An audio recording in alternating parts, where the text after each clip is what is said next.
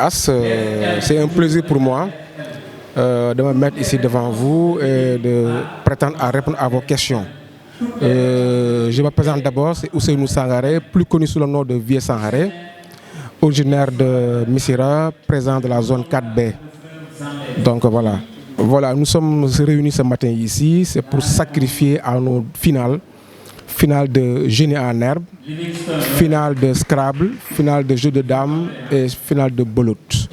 Et toutes ces activités-là, ça entre dans le cadre des Nevertan de 2025 organisés par la zone 4B. Non. Bon, vous savez très bien que l'appellation ASC, c'est malheureusement nos dirigeants tentent maintenant à mettre seulement l'aspect sportif au détriment de l'aspect culturel. Et le football draine beaucoup de passion. C'est pourquoi donc quelquefois vous voyez des supporters qui, une fois dans le stade, qui ne sont pas contents sur un verdict d'un arbitre ou bien quelque chose, maintenant ils envahissent le terrain ou bien se prêtent à des actes de vandalistes. Et c'est ça qui fait que donc des fois vous voyez donc le préfet prend des arrêtés pour arrêter les Nevertan. Dieu nous en garde.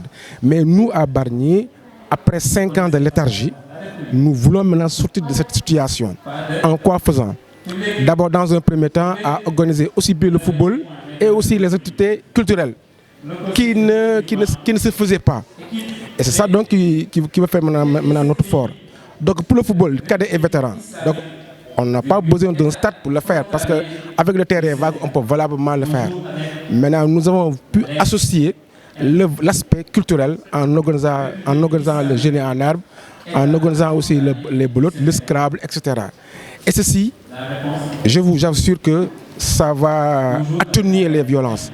Parce qu'une ASC qui s'engage à beaucoup de catégories, même en football, si elle a des difficultés, vous voyez bien qu'elle va se dire que donc, si je déconne et qu'on me suspend, je ne vais plus participer aux autres compétitions et pour lesquelles je peux pas avoir des trophées. Et ceci vraiment, c'est une seconde chance pour les ASC et ça va atténuer aussi la violence. C'est pourquoi donc je lance un appel aux présidents de zone d'allier le sport et la culture pour maximiser maintenant les chances des ASC dans une année et aussi d'atténuer la violence dans les stades.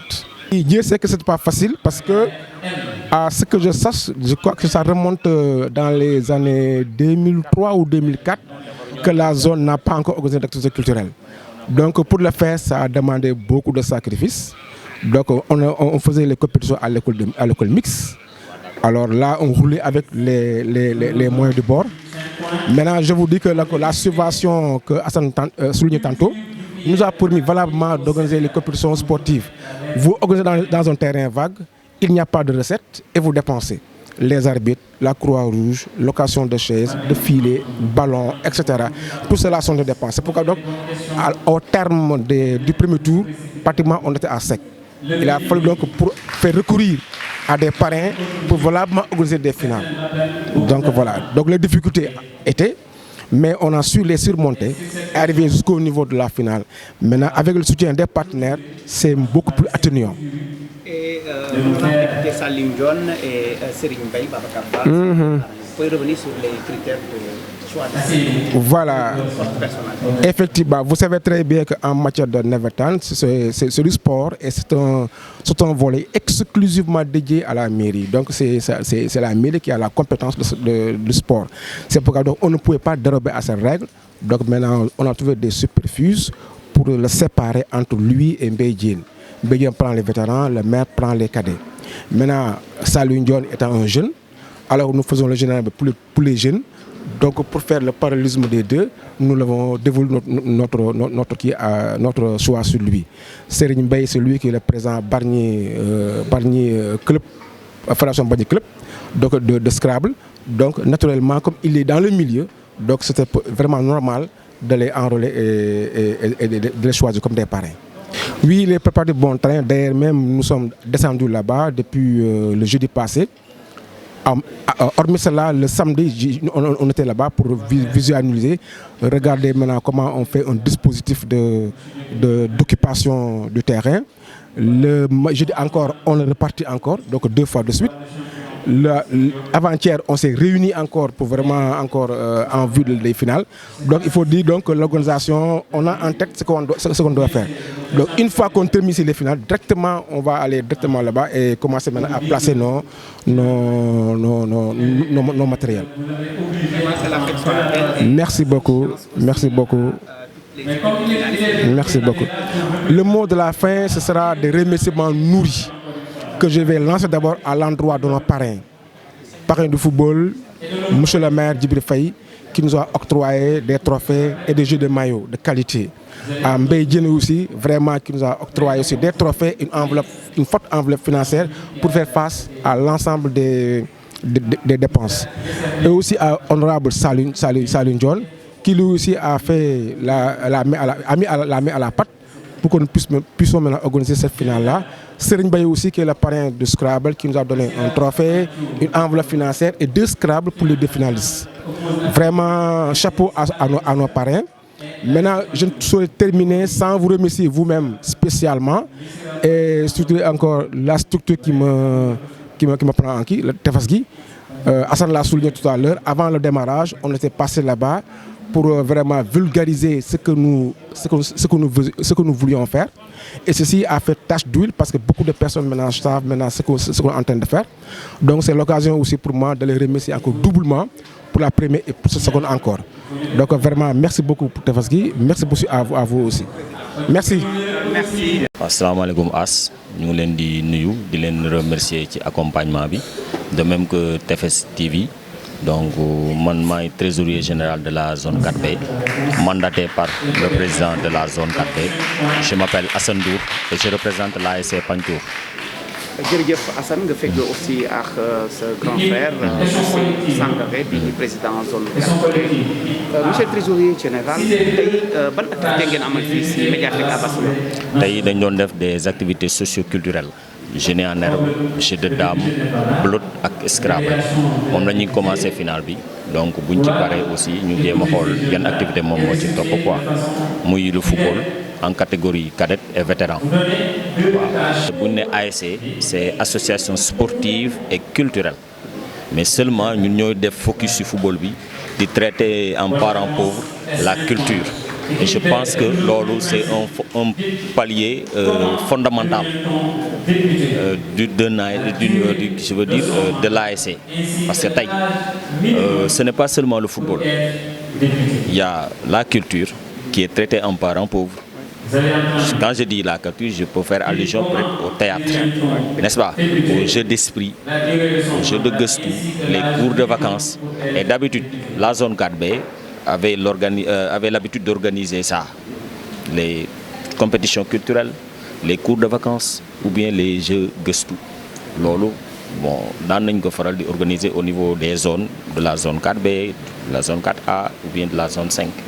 Mais malheureusement ñun ñëpp dañu jël focus ci football te fekk ni boo xoolee lii tey jii di nga gis ne fii amul violence.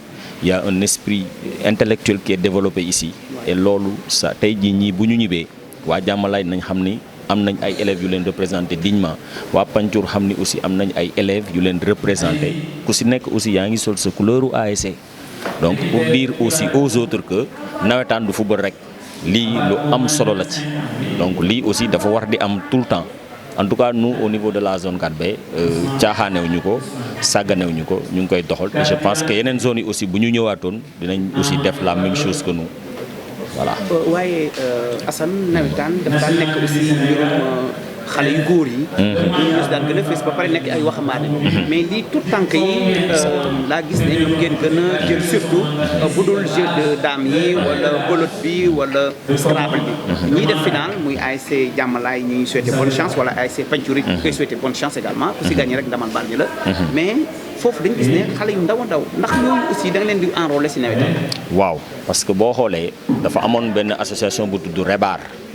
moom moo doon organiser les compétitions culturelles donc pour ne pas faire un chevauchement avec le REBAR parce que ñoom dañu jël peut-être le CM et le lycée ñun ñu ne pourquoi pas ñu organiser pour la petite catégorie par exemple les élèves qui sont à l'école élémentaire tout le temps ils sont restés aussi en rade parce que Rebar moom day jël élèves lycée yi ak élèves CM bi te ñoom aussi ce sont des élèves te dañuy dëkk ci quartier bi di représenter quartier bi et je vois que sax ñii la ñu gën a war a mën a préparer pour mën a jox Rebar un bon produit parce que ñi bu ñu leen préparer ñu am habitude di jouer nii en public ëllëg bu ñu demee ba nekk CM wala ñu nekk lycée Rebar dootul am problème pour mën a organiser ces activités moo tax nous on a pensé à la petite enfance organisée pour les élèves à l'école élémentaire pour les préparer davantage pour que ñoom bu ñu tolloo ci nekk xale yu góor ñu mën a aussi am benn esprit bi développé ko au niveau de leur quartier.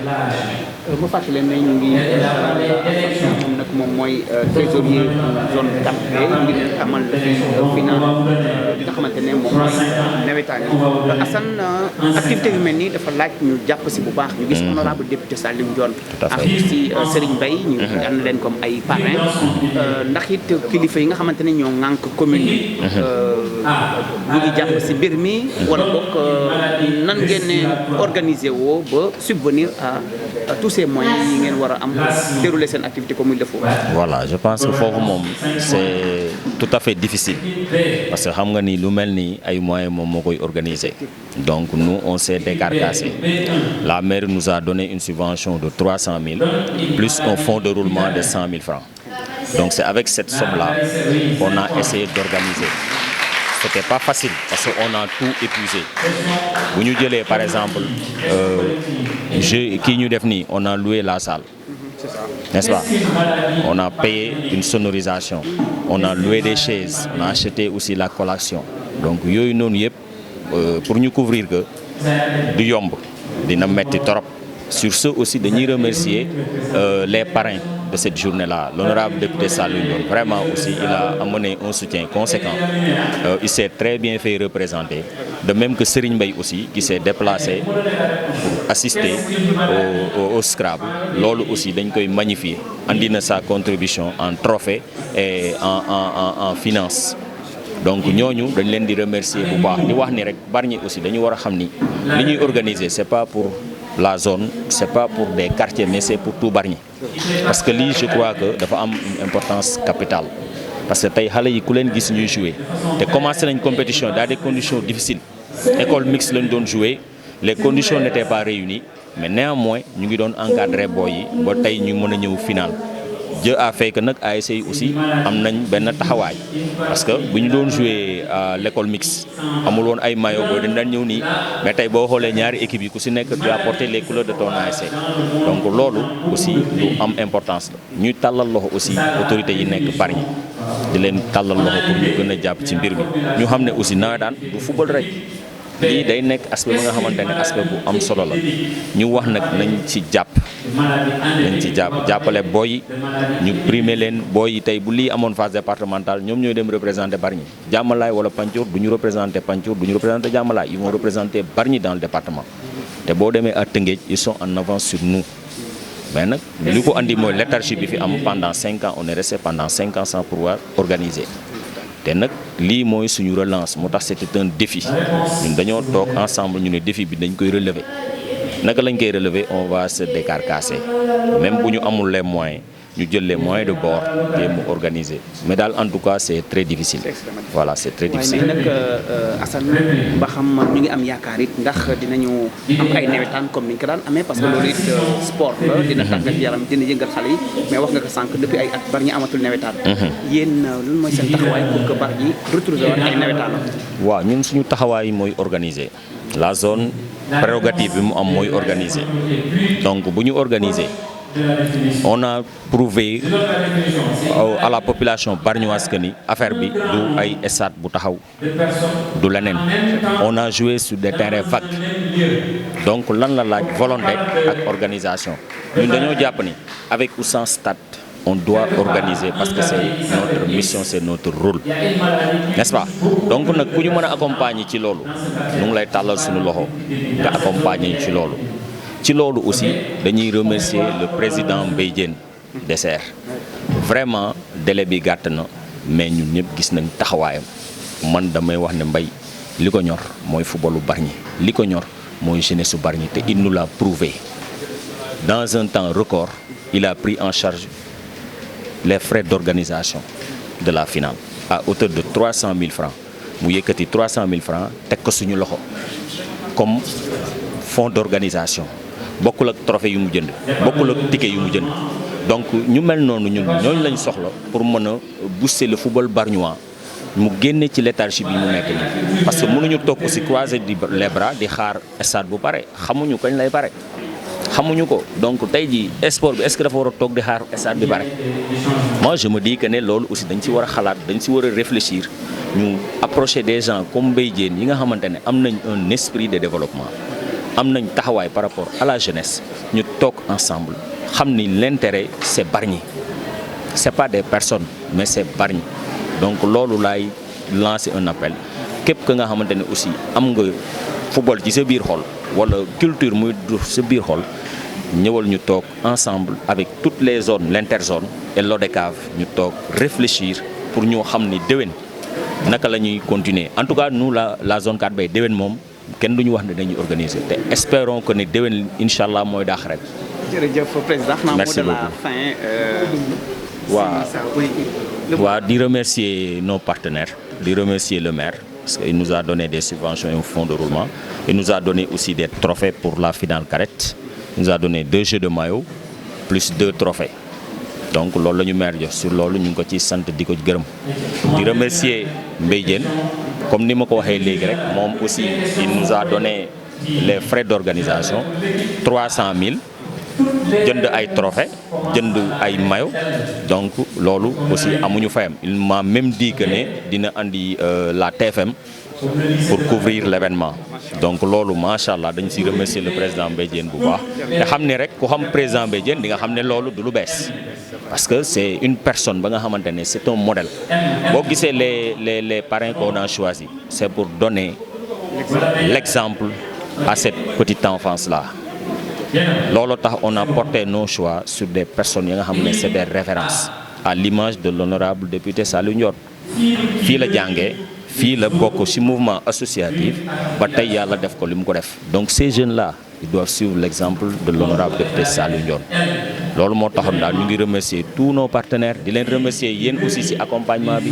Tefesgui TV dañ koy remercier parce que on a eu à faire une émission avec le président Sankhare dem nañ fa te émission boobu aussi je crois que ça a apporté ses fruits même man je devais faire une émission mais malheureusement on m'a dit que les caméramans étaient un peu souffrants loolu moo tax j'ai pas pu faire l'émission mais en tout cas ñu ngi remercier tous nos partenaires ñëpp ñi nga xamante ne jàpp nañ ci ñu ngi leen di sant di leen gërëm bu baax a baax a baax merci beaucoup. ñu dalaloon président bu ASC Pagnthiour